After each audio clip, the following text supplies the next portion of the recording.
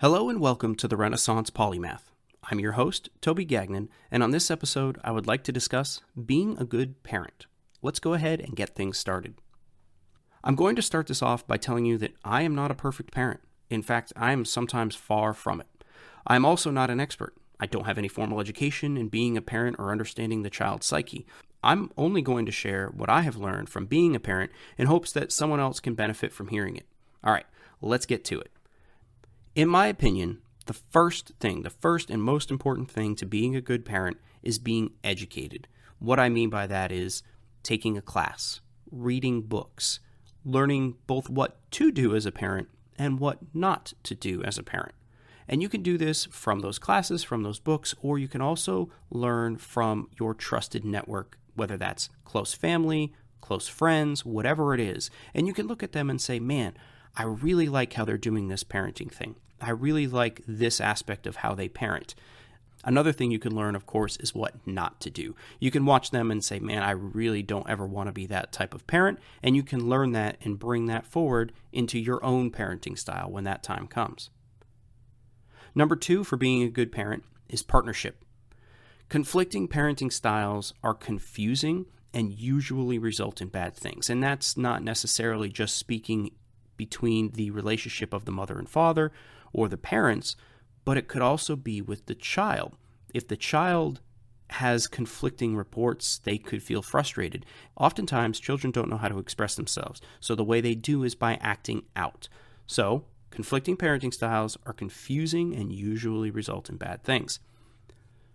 Sticking with partnership, supporting the other in the research and the decisions, and don't just pass the buck. Don't say, oh, well, I don't know anything about potty training. I'm going to leave that to my spouse. Support each other both in the research and the decision-making process.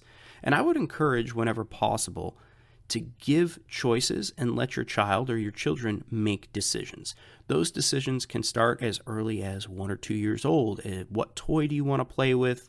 And don't leave it open-ended, right? Kind of narrow it down. Do you want to play with toy A or toy B? Do you want to wear this shirt or that shirt? Let them pick between the two, and then as they grow older, you can further open up the options to them to the point where it's, what car do you want, right? And then the world is their oyster.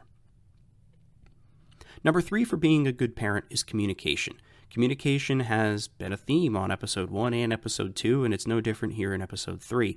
Communication is extremely important. You need to be, as a parent, clear and concise with your spouse and with your child or children.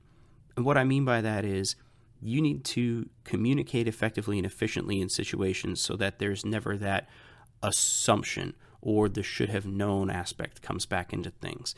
Being clear and concise helps your child or your children make proper decisions with as much information. It also helps them to understand what is expected of them going forward. You should never assume someone knows what is right or what is needed in a given situation. You should be communicating that beforehand or in the moment effectively and efficiently.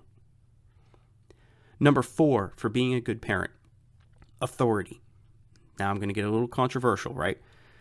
As a parent, you are needed to set boundaries and to be the law, right? In your home, you are needed to set boundaries and to be the law. You should not try to be your child's friend more than you're trying to be their parent. That is a recipe for disaster, in my opinion. At some point, somebody will be the law for your child, whether that's at school, through the school administration, whether that's at work, or whether that's in the real world with law enforcement. You need to set the boundaries early and be the law at home. You shouldn't be necessarily trying to be their friend more than you're trying to be their parent. They need a parent, and it's going to not feel that way at times, but by setting those boundaries, you're setting them up for success. And I'm not saying limit them. I'm just saying set the boundaries. Last on authority, know when, pick your fights, pick and choose your fights. Don't argue with a 2-year-old and don't let your 2-year-old dictate the situation. And I don't just mean that for 2-year-olds. I can mean that for teenagers as well, but I just used a 2-year-old for this example. Don't argue with a 2-year-old. Don't let them dictate the situation. Again, you shouldn't try to be their friend more than you're trying to be their parent. Set those boundaries, be the law, be flexible, give them choices, but stick within a given parameter. Number 5 is commitment. Do your best to stick to your guns as a parent. What I mean by that is basically don't be a pushover. If you make a rule, if you have made a decision, stick to it. Right, wrong, or indifferent, stick to it. But don't be too egotistic or too above making a change or making an alteration if you have more information or different information. Stick to your guns, don't be a pushover, and most importantly, don't undermine or belittle your partner. So what I mean by that is, if you are a spouse and your husband or wife makes a decision, makes a choice, stick to their guns. Your child should see you as equals. And arguing in front of your child isn't good. They're going to look and say, okay, who wins this argument? And then I know that they're the one that holds the upper hand in the household. So if I ever want anything, I just need to get them on my side because then I'm going to get what I want. They often pit mom against dad, right? Your child should see you as equals, and arguing in front of them doesn't do that any good. So don't undermine or belittle your partner. All right, I have a few bonuses here. That was 1 through 5 like I normally do, but I do have some bonuses. All right, bonus number 1. 2 things no one ever told me that I wish they would have when I was becoming a parent. Number 1, whatever your child is eating, whatever your baby is eating, from age 0 to about age 3, whatever they're eating, they are going to get covered in. But you are also going to get covered in it, whether it's ketchup or that horrible cereal mush stuff, whatever it is. 2 things that nobody ever told me. Number 1, whatever they're eating, you are also going to get covered in. And number 2, for the first 3 years of their life, assuming they go to some sort of daycare, you, as the parent, are going to be sick for the first 3 years of their life. They're going to bring home these tiny little bugs as their immune system develops and grows and strengthens. They're going to bring home these little bugs, and they will affect you. And every other week, you're going to have a sniffle or a cough or whatever it is. You're going to be sick for the first 3 years of their life. All right, bonus number 2, puppies versus babies. In my opinion, people who say raising a puppy and raising a baby are 2 completely different things has either never had a puppy or a baby, because in my opinion, they're the exact same things. As a puppy, you need to constantly make sure they go outside, walk them often, their bladders, their bowels, they can't hold them. Babies are the same thing, changing constantly, feeding. Puppies will want to eat because they're growing. Babies are the same way. Puppies chew everything. Babies put everything in their mouth. They drool everywhere. They slobber everywhere. They mess everywhere.